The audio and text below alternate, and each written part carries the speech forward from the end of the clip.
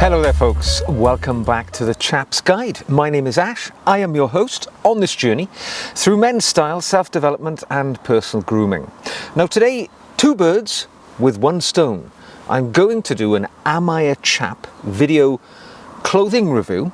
As you know, I do these occasionally. I take the image sent in by a viewer, critique their outfit, but not really to critique. What I seek to do is to demonstrate the style of a very dapper gentleman so that we may all be inspired and motivated by the way that they dress as they face the world each and every day on their journey to Chap Nirvana. So I'm going to do that today, but at the same time I'm going to answer a question which has been sent in by that very viewer themselves. So today's viewer is Ghansham, and he has sent me an image of himself and asked a question.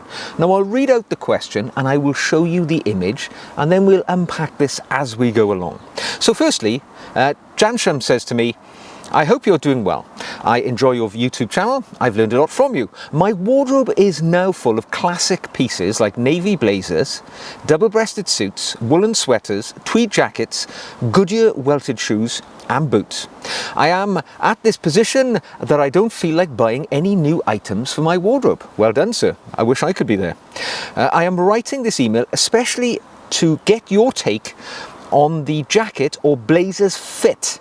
I have recently bought this navy double-breasted blazer from Ralph Lauren. It was one size larger than my usual size, and I've asked my tailor to make some alterations to it. He did so, and I feel very comfortable in it. So much so that it is now the most comfortable blazer in my wardrobe. It is very roomy, and I'm a bit confused about the fit. These days, slim fit and body hugging is trending. But I want to know, from classic fit point of view, does the fit on my blazer look too loose or is it fine?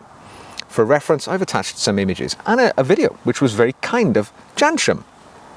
So here we see Ghansham, and of course, I would say he is immaculately attired in a very classic and stylish outfit that works just about well for every man out there.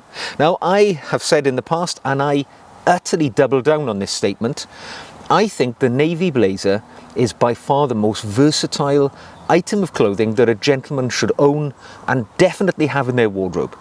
If you don't currently own a navy blazer, be that double-breasted or single-breasted, or preferably one of each, you really should consider putting one in the wardrobe, because in this day and age where men are increasingly maybe not wearing suits quite so much, wearing a nice navy blazer with either chinos or grey flannel slacks, as is ably demonstrated here by Ghansham, to be honest, this is all you're going to need as you face the world every single day.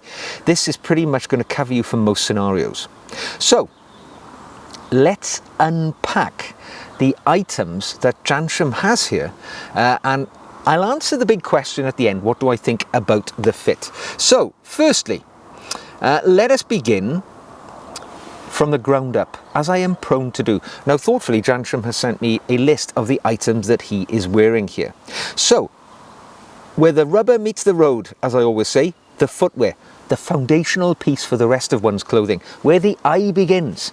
And you will look upwards, and if the shoe doesn't start that journey well for you visually, it's likely to go downhill. However, Ghansham here has pretty much gone the standard route. A black cap-toe Oxford by a company called Bridlin. Now, I have to admit, I am unfamiliar with Bridlin.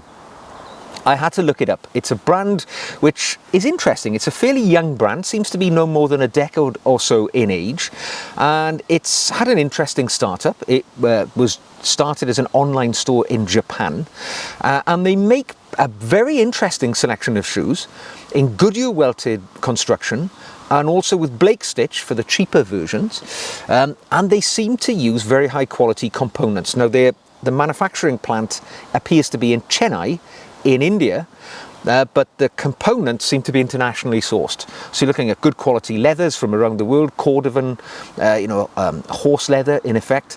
You've got the soles of the leather made shoes are J.R. Rendenbach, so good quality oak bark tanned I think it's German, that company, and really at the very highest end of sole manufacture. The price point is very attractive. I mean, looking at Breitling shoes, they seem to come in the dearer models in the sort of £220 bracket, and the lesser models with the Blake stitching. So the higher level would be Goodyear welted, the lower level Blake stitched, just slightly different construction process. Goodyear welted is really where I would prefer to be because of the repairability going forwards into the future. However, about 220 odd pounds for the Goodyear welted, and then dropping down way under £200 for their Blake stitched. So interesting, really interesting. I might even contact these guys and see if I can get a pair of these shoes in for review. I think they look great. I mean, what can you argue about good black cap-toe Oxford on an outfit like this? It's what anybody would choose. Myself personally, as some of you may know if you've seen these videos before, I like broguing because I like visual interest. I like the architectural structure that they bring to a pair of shoes. I tend to find black cap-toe Oxfords to be very boring as I've aged. Sadly, I own 5 or so pairs in my wardrobe, but the black cap-toe Oxford is the right shoe to wear here. There's no arguments with that. However, for me, I would have perhaps gone for a semi-brogue, quarter brogue. I might even have gone for something a little more avant-garde in the colour. I might have gone for maybe a museum style burgundy or something like that. But there's nothing at all wrong, and I love the black cap-toe Oxfords. Moving up the body, light grey flannel trouser from Brooks Brothers. No argument at all in the selection for the trousers. It's exactly what one would expect. The break of the trouser is okay. I mean, for me, maybe a quarter to a half an inch longer. I like to see the trouser, the bottom of one's trouser leg, breaking maybe halfway down the lacing system of the shoe so that it's more of a comfortable fit as one walks along. It doesn't rise up and expose the ankle as you're walking along. But this is perfectly fine. No arguments with that. The modern styling looks good. They're a good shade of grey. Excellent choice. You've also used an iron. You've got a crease in them. That's what I like to see. Devil is in the detail. When we all dress quite similarly, it's the detail that makes the difference. It is the shine on the shoe, which incidentally you have a good shine, and also the crease in the trousers and the ironing style of the clothing. Trousers below the waist, you've got it knocked out of the park. Not visible in this image, but certainly visible in the video I've showed you, is a black leather belt, Ralph Lauren. Ghansham has opted to make sure his leathers are coordinated. The very dapper man will always do this. If you're wearing black leather shoes, you'll wear a black leather belt. If you're really sharp, you'll wear a black leather watch strap if you're wearing a leather watch strap. But let's not go nuts. A leather belt, leather shoes of the same colour or approximately the same colour is as much as anyone can hope for. So what is invisible to us at the moment, but we have seen flashes of, is the watch, which is an Omega Speedmaster Professional. One of the all-time horological greats, one of the most famous watches of all time. The world's first watch which travelled to the face of the moon. Who can say any more than that? Yeah, it's quite a functional chronograph watch. I'm not a huge fan of chronographs. I have difficulty these days with my aging eyes viewing the dial with all those buttons and, dials and things going on. But it's a great choice. And of course, when you see somebody wearing an Omega Speedmaster of any variation of that watch, you'll know there's somebody who's interested in wristwatches. It's not a watch you go out and buy off chance. It is a watch which people who love watches tend to select. So you know, if you see somebody wearing an Omega Speedmaster, normally you can strike up a conversation with them about the watch. Ooh, I see you wearing a Speedmaster, and you're off and running. You've just made a new friend. So I do love the Speedmaster for that purpose, if nothing else. Pocket square, the classic chaos fold. It appears to be just stuffed into the pocket, giving that sort of irregular puff, but in reality, you've been quite careful. You've put it in there. I call it the chaos fold. I think it just works well. And it looks good. And of course, you know, with a blazer like this, it would be, I believe it's against the law to wear a blazer like this without wearing a pocket square. And if that law isn't on the books, it should be. Looks great. The tie, it is a regimental style club tie by Ralph Lauren. I was in the Ralph Lauren London flagship store about 3 days ago, walking around in that store, and I've been in there many times, and what a spectacular experience. I say to folks, even if you don't like Ralph Lauren, which, to be honest, if you're watching this channel, you probably do, but if you don't, have a walk around in their flagship store on New Bond Street. It's huge, it's a massive, small little rooms, but the styling, the ideas you'll get in there, Ralph Lauren, for all of its detractors, you will find that they actually do make very good products.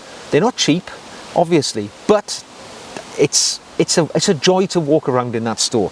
And the tie here, classic Ralph Lauren tie, little Ralph Lauren motifs, just to tell the world that you've been thoughtful in your curation of your outfit, and the Ralph Lauren tie does say that about you.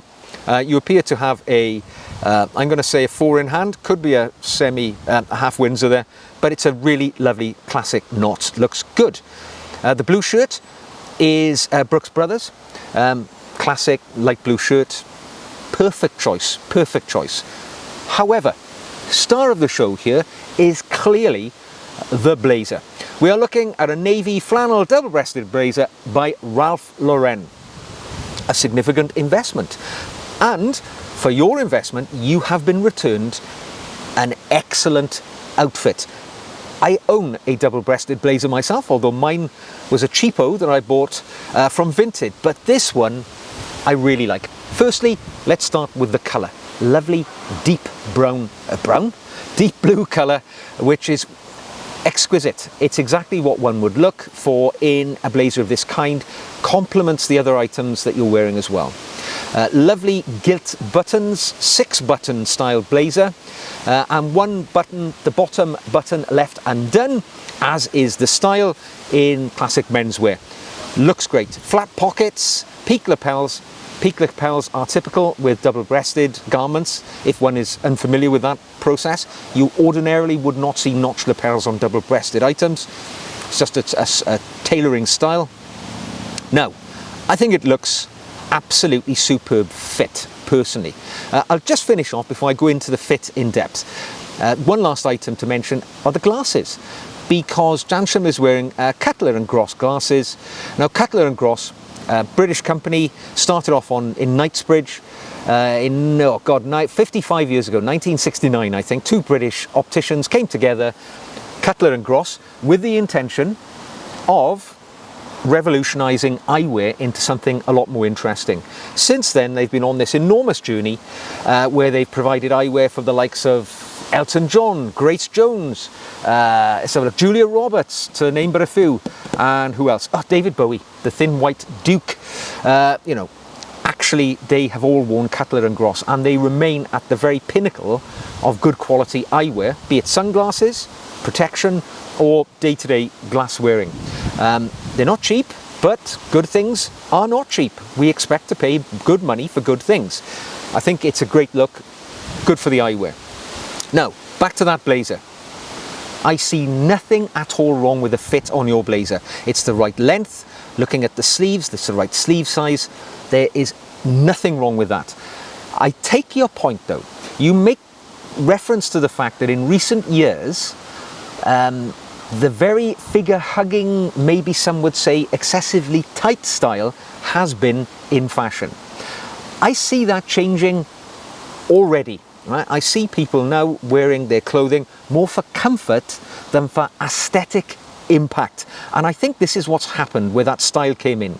I guess it started with the big style houses. You know, they sort of Tom Ford, he dressed James Bond, Daniel Craig, with very tight suits, and this started to become fashionable because for younger men it shows off the physique a little, it shows off the musculature, gives you a more perhaps bulging muscular silhouette, but it's not attractive. And it's definitely not attractive in a classically cut suit, which is an item of clothing, lest we forget, that should be and could be worn all day comfortably.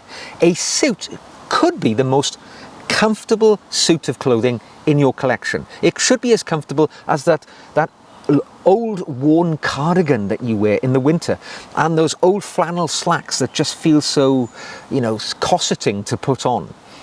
Your suit does not have to be something that you get stitched into and you can't wait to take off because it's so bloody uncomfortable. Not at all. And the styling that Ghansham has gone for here is perfect. It allows it to sit comfortably on the body. You don't have to suck your guts in all day or be conscious that you feel like you're bursting out of your clothing. This is ideal. Little bit of wiggle room in there. That's what I like in my jackets. I don't want anything which is constraining upon me, that I can't reach for something. If I want to reach for a book in the library, or I want to get something out of the top shelf in the office or the wardrobe, I don't want to have to do this and end up being buckled over because my suit has got no flex or give in it. You've gone for the right style here, Ghansham, and it looks spot on. You are undoubtedly an incredibly well-dressed man and in a very simple outfit, and I would again advocate for people out there, this may be all that you need in your wardrobe to look the best that you can. It gives you that broad shoulder silhouette. Double-breasted tends to give you that perhaps more superhero-esque appearance. There's lots going on here. The pocket square, the gilt buttons, the regimental style club tie, it's all there. The shine on the shoes, the crease on the trousers, and the interesting spectacles and wristwatch, which, let's not forget, you've curated a lovely little collection. And it's been my pleasure to see the way you've put your clothing together. And yeah, it's a delight to see somebody so far away from, maybe the UK, where this style of clothing was initially sort of championed, is looking like this, so sharp and dapper as they go about life. So thanks for sending your image in, Ghansham. It's been a pleasure to see you.